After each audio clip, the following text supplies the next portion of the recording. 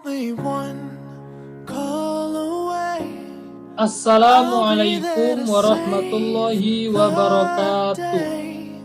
Superman got nothing. Perkenalkan, nama saya Rizko Pratama Abadi, I'm only one. kelas PMIA Angkatan 2019, NIM 1920505015, mata kuliah Psikologi Terapan, dosen pembimbing Haji Hendra Wijaya SHG MPDI, Prodi Pengembangan Masyarakat Islam, Fakultas Dakwah dan Komunikasi, Universitas Islam Negeri Raden Fatah, Palembang. I'm only one call Baiklah, saya di sini akan menjelaskan tentang pendalaman jenis-jenis intuisi dan perkembangan kematangan intuisi. Pendalaman jenis-jenis intuisi. Menurut Abidin, tahun 2002, terdapat 3 jenis intuisi, yaitu sebagai berikut. Yang pertama, intuisi afirmatori. Intuisi afirmatori adalah representasi atau interpretasi berbagai fakta yang diterima sebagai suatu ketentuan dan dianggap benar atau terbukti dengan sendirinya, serta konsisten dengan sendirinya. Intuisi afirmatori bersifat menegaskan suatu representasi atau interpretasi. Yang kedua, intuisi antisipatori. Intuisi antisipatori merupakan aktivitas mental yang berlangsung ketika subjek berusaha menyelesaikan masalah dan penyelesaiannya tidak secara langsung dapat diperoleh. Intuisi antisipatori merepresentasikan pandangan global, dugaan, dan klaim awal dalam sebuah pemecahan masalah mendahului bukti formal atau bukti analitik. Yang ketiga, intuisi konklusif.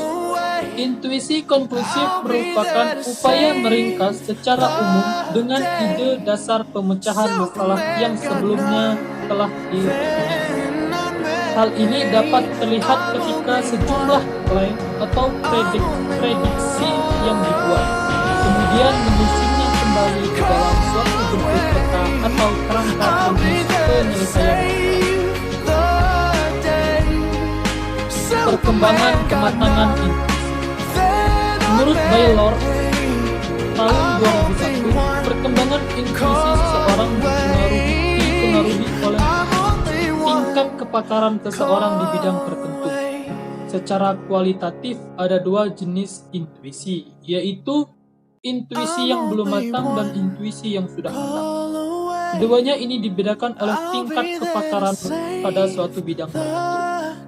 Intuisi yang belum matang sering dijumpai ketika seseorang masih berada di taraf pemula di bidang tertentu, di mana pengetahuan analitiknya belum banyak mencampuri kemampuannya dalam menemukan wawasan-wawasan baru. Sedangkan intuisi yang sudah matang kebanyakan muncul ketika seseorang sudah menjadi pakar di bidang tertentu dengan modal struktur pengetahuan relevan yang sudah terbentuk dengan baik. Perkembangan kematangan intuisi seseorang digambarkan berbentuk kurva U yang tidak linear. Melalui model tersebut menjadi lebih mudah dipahami bahwa intuisi banyak hadir dalam proses pemahaman atau pemecahan masalah ketika seseorang masih berada di taraf pemula.